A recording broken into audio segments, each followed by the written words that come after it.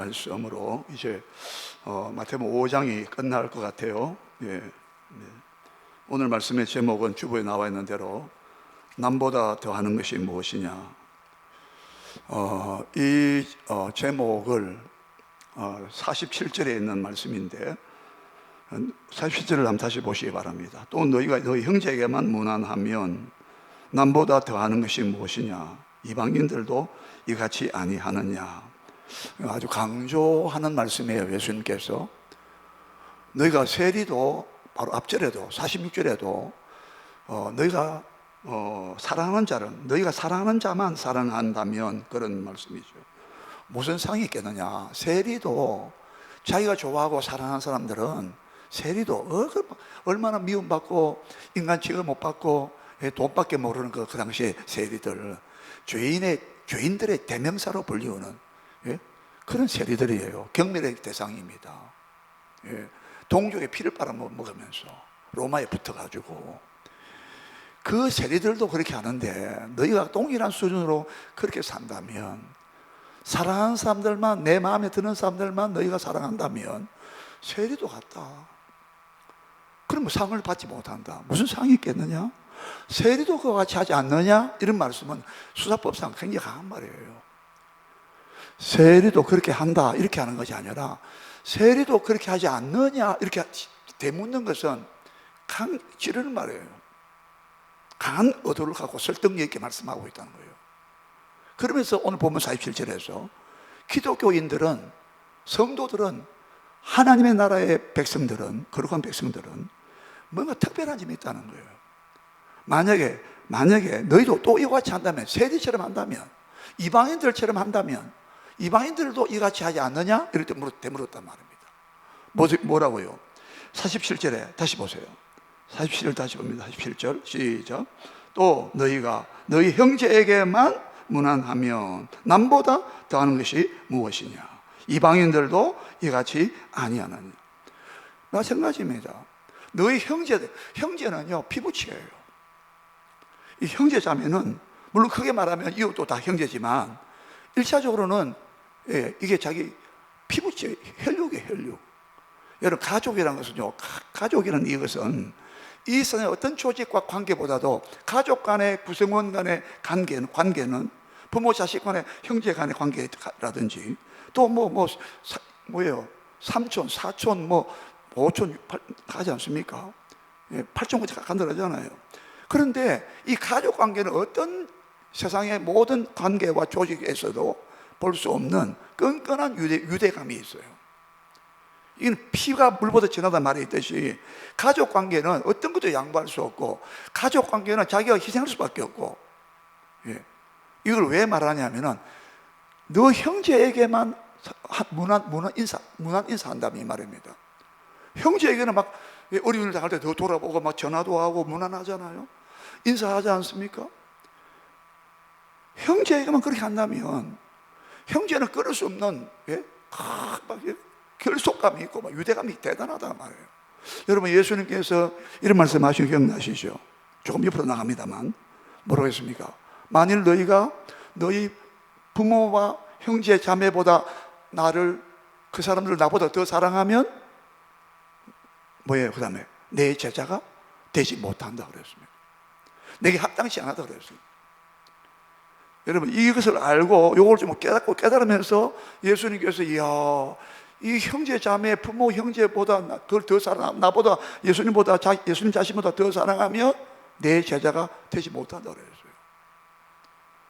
이 말은 뭐냐면, 이만큼 사람들이 이 혈연 관계, 이 피부치 관계는 진짜 이건 내가 죽더라도, 내가 양보하고 내가 죽더라도, 내가 희생할지라도 내 형제는, 내 동생은, 내 엄마는, 내 아버지는 살아야 된다 이 말입니다. 우리 옛날에 많이 봤잖아요. 부모님들이 막 소를 팔고 자식을 막 공부시키려고 소를 팔고 밭을 판다 했잖아요. 그 상아탑이란 말이 그래서 나온 거예요. 상아탑이란 말이 코끼리 상자거든요. 이빨하고 그만큼 희생했다는 거예요. 근데 너희가 형제 부모와 이 혈육 간의 그 끈끈한 가족 간의 사랑과 연대와 유대, 결속, 책임, 그보다도 더 나를 사랑해야 된다고 하신 거라 이 말입니다. 우리가 하나님을 사랑하고 주님을 더 사랑해야 될 이유가 그 강도와 깊이, 밀도, 이 친밀도를 이렇게 상상해 보시라 이 말입니다. 그걸 막 사랑하지 말라 이게 아니라 강조하시면서 너희가 이만큼 쏟아붓고 마음을 다하고 하잖아. 그러나 그보다 더 해야 돼. 하나님과 나를. 왜? 나중에 가서 말씀드리지만 하나님은 자기 아들을 주셨다 이 말입니다. 우리가 지옥에 갈 우리를, 죄인된 우리를 구원해 주셨다 이 말입니다. 이거하고 부모의 사랑과 자식 간의 형제간의 사랑과 비겠나 이 말입니다. 이해가 됩니까? 이게 설득이 있지 않습니까? 그냥 마구잡이로 하나님께서, 예수님께서 강압적으로 하는 게 아니란 말입니다. 예? 우리를 그 은혜와 사랑에 녹아진 사람이 굴복한 사람이란 말입니다. 예? 이게 기독교의 핵심이고 원동력이란 말이에요. 예?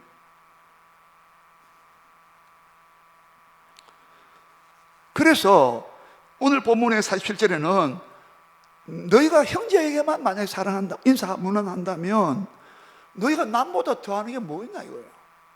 이방인들조차도 너희가 말하고 저 이방인들 저 짐승 같고, 예? 지옥의 땔감 용어로 쓰임밖에 안 되는 저 무지 불확실하고, 예? 예? 율법도 모르고 하나님도 모르고 예배도 없고 전혀 모르는 저 이방인들 저것들 짐승 같은 얘기다 했잖아요. 예? 저 이방인들 저거 하나님도 모르는데 저 뭐 얼마나 원수같이 얘기도 하지 않습니까?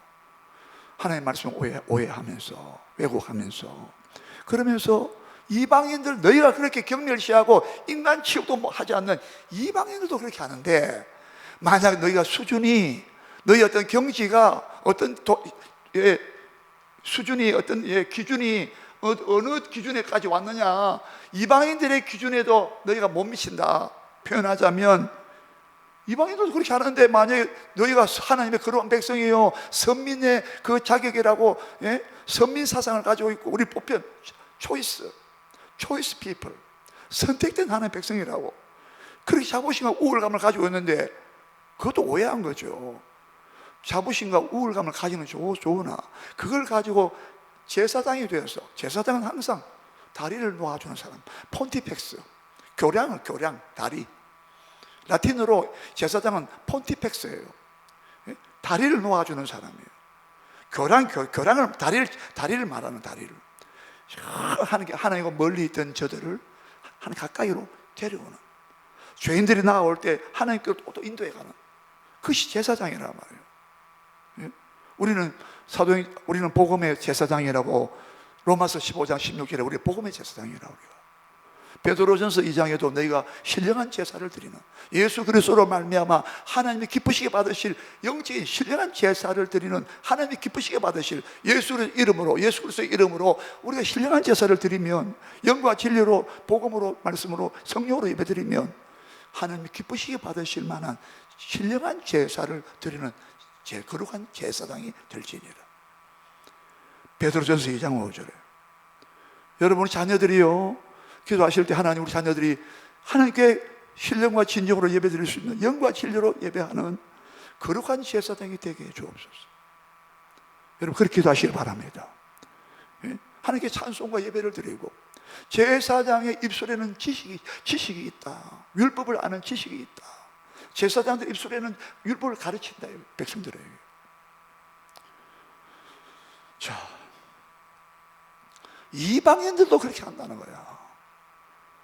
그래서 모페트가 있습니다. 미국 사람 같은데 제가 확실히 안 찾아봤는데, 그 모페트라는 사람이 번역을 했어요. 영어 성경에는 번역본이 많습니다. 번역본이 많아요. 번역본들이. 여러분 아시면 NIV도 있고, RSV도 있고, 그런데 모페트 번역도 있어요. 네. 필립스 번역도, 제가 이렇게 확실하는데 번역본이 많이 있는데, 그 가운데 모페트라는 이 박사가 이 본문을 번역할 때에 이렇게 번역했습니다. 남보다 더하는 것이 뭐냐, 이 부분을 갖다가 남보다 더 특별한 점이 무엇이 있겠나, 이렇게 번역했어요. 굉장히 아주 어필합니다.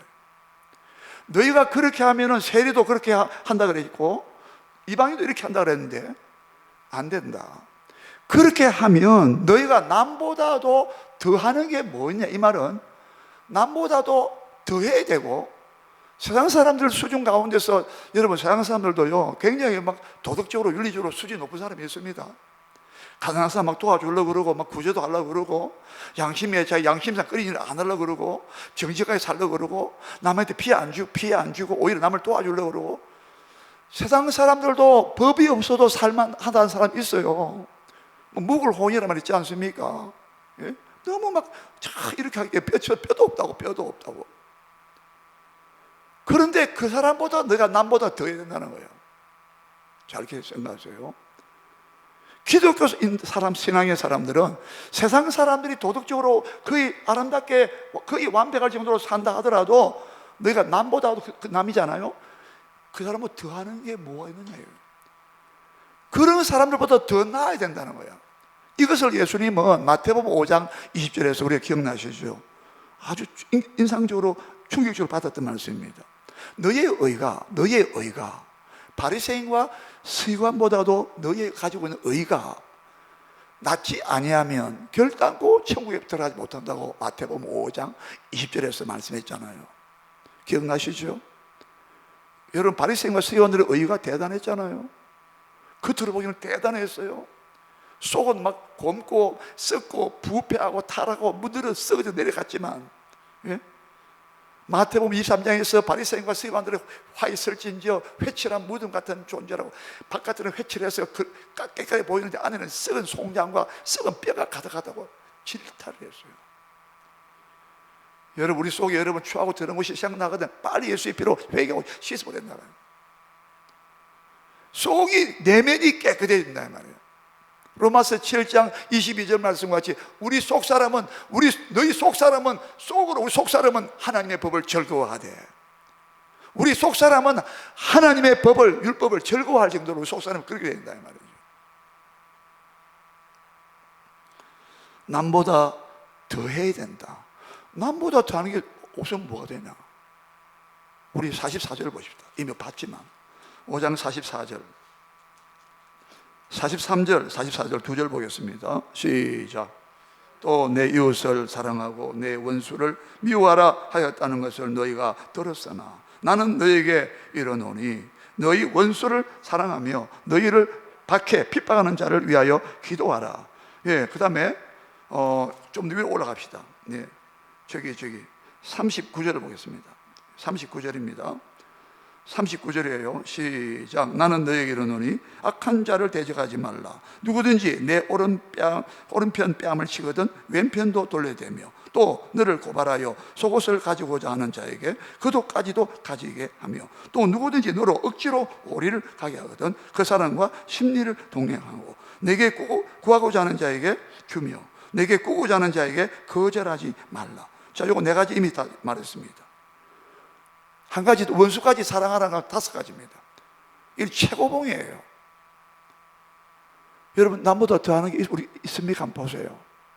억지로 오리 가자면 심리 가줍니까? 이게 남보다 더하는 겁니다. 예? 오른편 뺨 왼편 돌리다 남보다 더하는 겁니다. 이건 비교할 수 없는 거죠. 만약에 속옷을 달라고 송사했거든 그도까지 주거라. 남보다 더하는 겁니다. 이방인과 세례보다 훨씬 더 하는 거다 이 말이에요. 이것이 너게 꾸고자 하면 줘라. 이자 받지 말아라. 자문에 그래 돼 있어요. 이자 받지 말아야 돼 있어요. 별일을 받지 말아야 돼 있어요. 시편에도 나와요. 우리는 뭐 이자 받아보려고 하잖아. 예? 좀 옆으로 나간 말입니다만은 우리 일반 세상 금융업계도요 과도하게 이자를 매기면 안 돼요. 예? 그러면 안 돼요. 그래서 사회주의가 공사주의가 일어나는 거예요. 예. 가진 자들이 더 많이 내놓고, 예.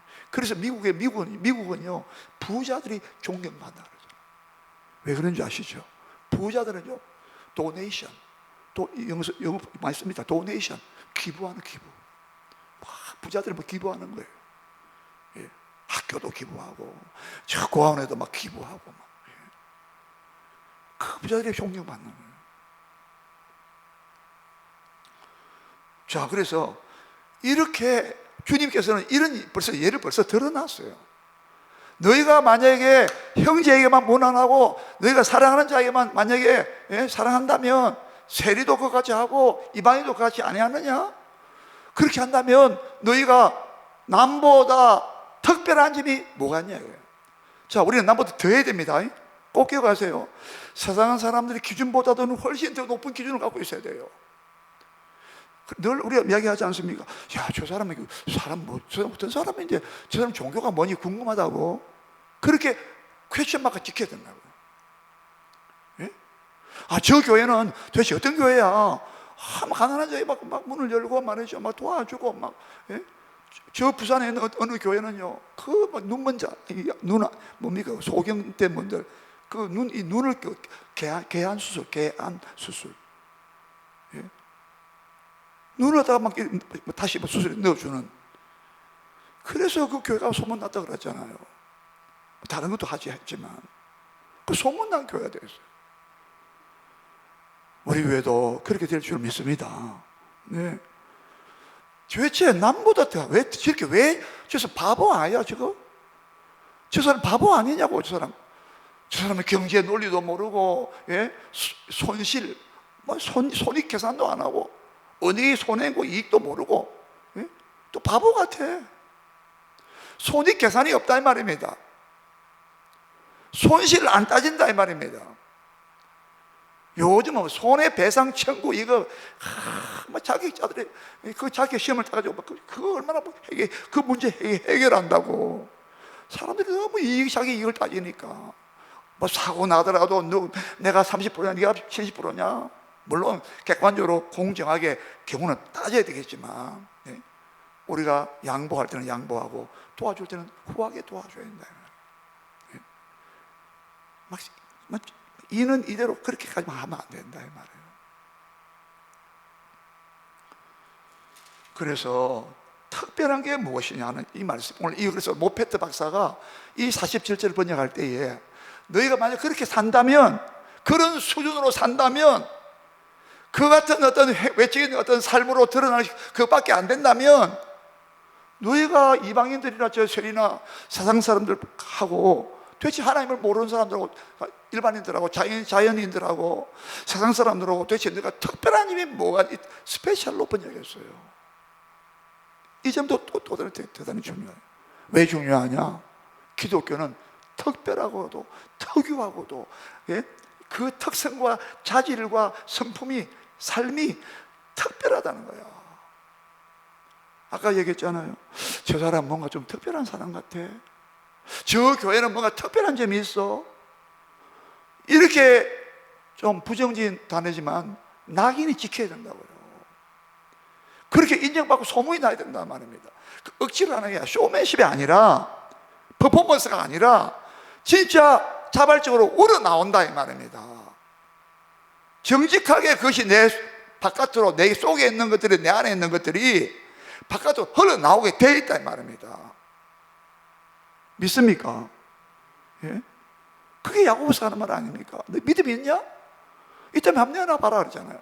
나는 행함으로 내 믿음 내게 보여줄게. 너는 믿음이 있다면서 그럼 행함으로 네 믿음 내한테 보여봐 그랬잖아요. 열매가 안 맺히면 어떻게 열매가 없는데. 열매를 보아 그들을 알지라고 예수님 말씀하셨잖아요. 그 앞에 또 중요한 게 있었잖아요. 열매를 맺히기 위해서는 진짜 좋은 나무가 된다 했잖아요. 그게 더 급선무는 선결 조건이라 했지 않습니까? 여러분, 오늘 본문에서 우리는 꼭 생각해야 됩니다. 한번 여러분 스스로 한번 우리 돌아보세요. 나는 과연 저 사람보다도 특별한 점이 있는가? 세상 사람들보다는 내가 뭔가 특별한 점이 있는가? 특별하다, 특별해야 된다는 거야. 이 말은 다르다는 이야기고, 예? 눈에 띈다는 얘기고, 예? 그 똑같은 말씀이에요. 마태복음 5장에서 이미 보았어요. 앞에서 뭐예요? 산 위에 있는 동네가 빛과 소금을 말씀하시면서 너희가 세상의 소금이다, 세상의 빛이라고 말씀하시면 바로 하신 말씀을 했어요. 세상 산 위에 있는 동네가 숨기지 못한다고 그랬잖아요. 아니, 산 위에 있는 동네가 막 밑에서 막 다 드러나는데 일부러 막 삐까뻔쩍하게 막 외장을 막 치장하라 그 말이 아니다 말입니다. 자연스럽게 드러나야 되겠다 이 말입니다. 꾸미지 말라 이 말입니다. 바리새인과 서기관들이 화 있을 찐저 하면서 너희가 비석은 꾸미고 막 돌로 꾸미고 막 했는데 너희 속은 그렇게 부패하고 냄새나고 타락되어 있다고 말씀했단 말입니다. 우리 안에서 정결함과 깨끗함이, 겸손함이, 거룩함이 이게 나와야 된다면 그건 억지로 되는 게 아니에요. 성령이 내 안에 역사하시고 은혜가 충만해져서 내가 새로운 피조물이 되기 때문에 그렇다는 말입니다. 이해가 되시죠? 오늘 여러분 중요한 여기가 키가 되는 열쇠가 되는 말씀이 있습니다. 어디냐? 45절을 다시 봐요.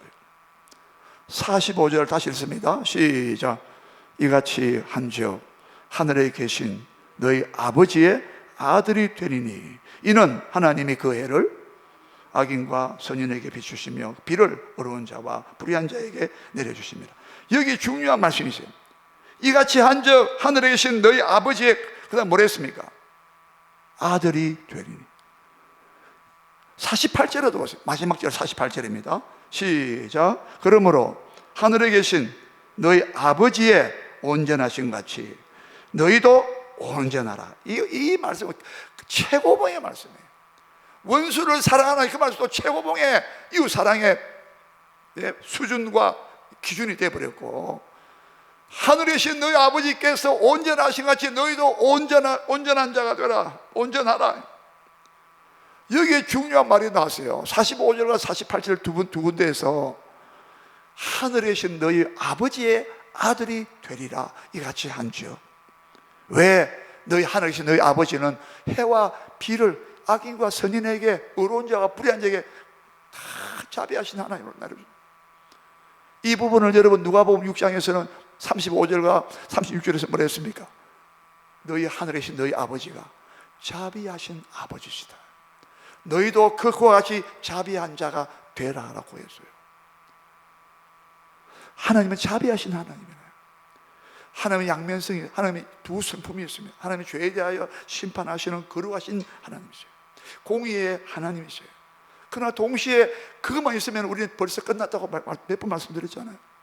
하나님의 거룩한 공의와 하나님의 영광만 갖다 댔다면 우리는 그 영광에 도달하지 못하고, 로마서 3장 23절 말씀과 같이 모든 사람의 죄를 범하였음에 하나님의 영광에 이르지 못했더니 그리스도 예수 안에 있는 구속으로 말미암아 값을 지불한 피값을 지불한 그리스도 예수 안에 있는 구속으로 말미암아, 이번에 송양으로 번역했잖아요.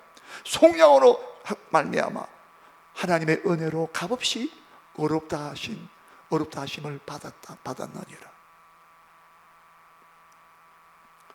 그러니까 지금 중요한 것은, 왜 우리가 세상 사람보다도 세상 사람 가운데서 도덕군자나 윤리가 뛰어난 사람들, 성품과 행실이 대단한 사람들 많다 했지, 그보다도 내가 더 월등해야 되고 그보다 더 해야 되고 남보다 더 하는 것이 뭐냐 했잖아요. 그 사람보다 더 해야 된다고요. 그 사람을 못 따라올 정도로, 그 사람들이 감히 우리를 따라오지 못할 정도로 우리를 그만큼 앞서가야 된다 이 말입니다. 그게 남보다 더 하는 것이에요. 남보다 특별한 게 뭐냐 이거예요. 우리는 특별하다고요.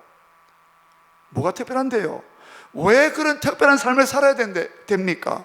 그것이 바로 45절과 48절에 있는 너희가 그렇게 해야만이 하나님의 아들이 되리니, 너희가 이렇게 해야만이 하늘에 계신 너희 하나님 아버지께서 온전하신 같이 너희도 온전해라 이거예요. 우리의 수준이, 기준이 어디까지 올라가야 되냐면은 하나님의 아들이라는 거예요. 하나님의 아들. 우리가 하나님의 자녀가 됐다 이 말이에요. 자, 오늘 이게 중요합니다. 이게 뭘 말합니까?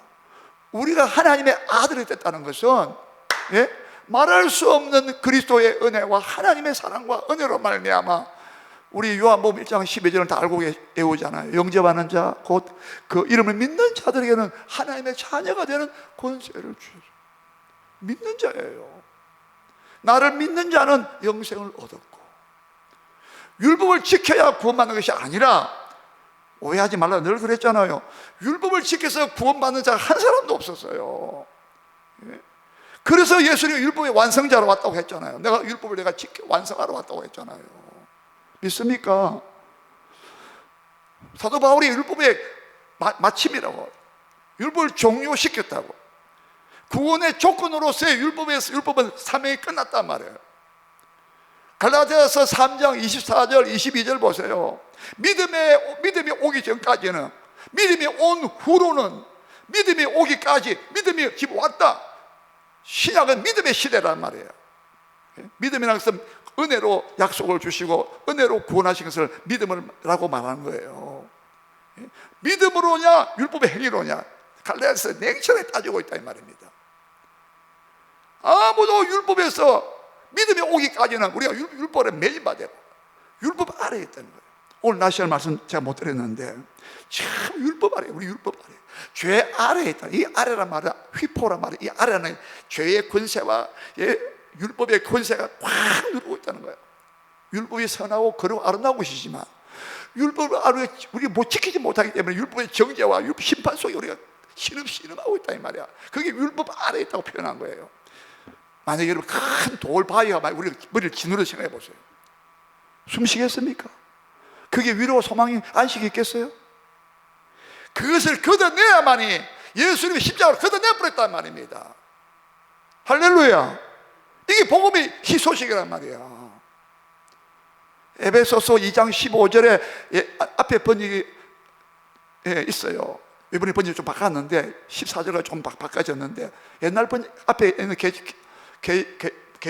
개정판, 개역 성경에는 에베소서 2장 15절에 율법이 우리의 원수라고 말했어요.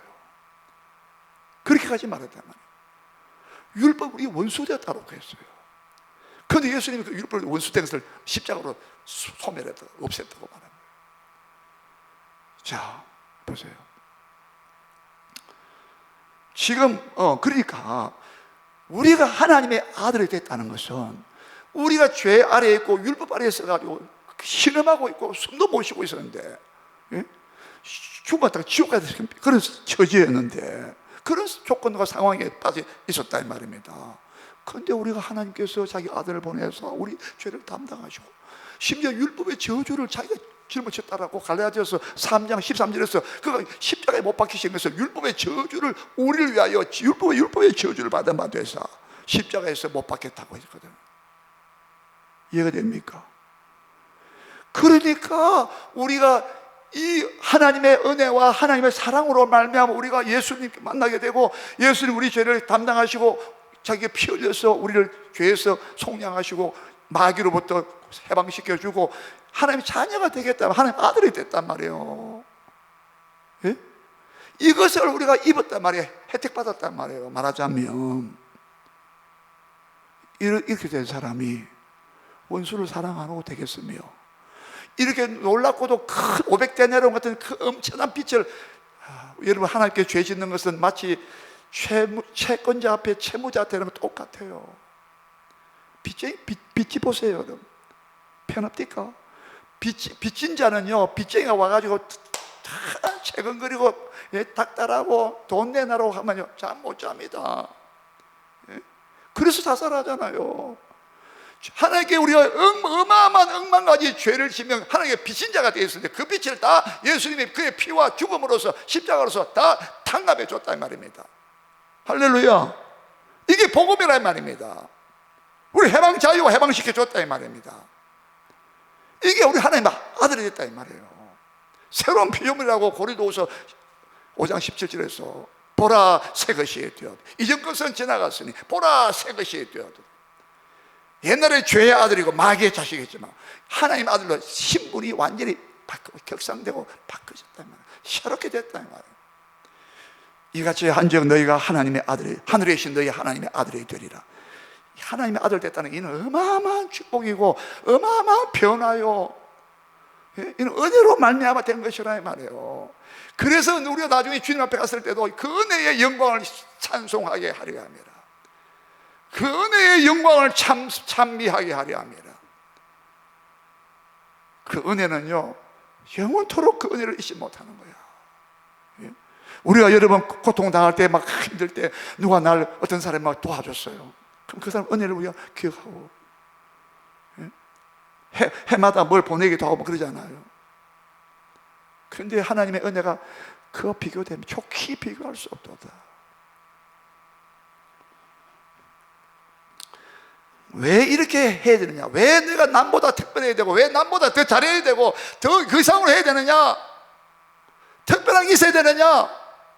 너희가 특별한 사랑을 받게 돼. 너희가 특별한 은혜여야 해요. 예? 너희가 하나님의 아들이 됐다고.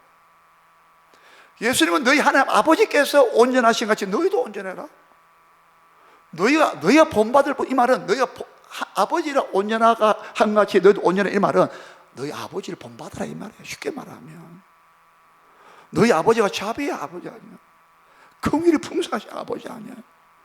만약에 긍휼이 풍성하신 하나님의 아버지 아니었다면 어떻게 너희가 죄에서 구원받았냐. 멸망과 영원한 지옥에서, 지옥은 영원히 안식이 없고 위로가 없어요. 손끝에다가 물 한 방울 찍어달라는 누가복음 16장에 부자와 나사로 말씀해서 거기서는 물 한 방울도 주지 않는, 허락되지 않는 하나님의 긍휼과 자비와 위로가 전혀 없는, 영원토록 하나님과 단절되고 끊어진 곳이라. 그게 지옥이란 말입니다. 그게 음부의 불꽃 가운데 고민하고 있다고 했다 이 말입니다. 우리도 똑같은 사람이었는데, 조건이었는데 우리는 왜 하나님을 선택하시고 왜 사랑했냐고요. 예? 그래서 우리는 특별해야 된다는 거예요. 우리가 내 신분이 특별한 거고, 내가 받은 사랑도 특별했고, 은혜도 너무나 놀라운 특별한 은혜였다 이 말입니다.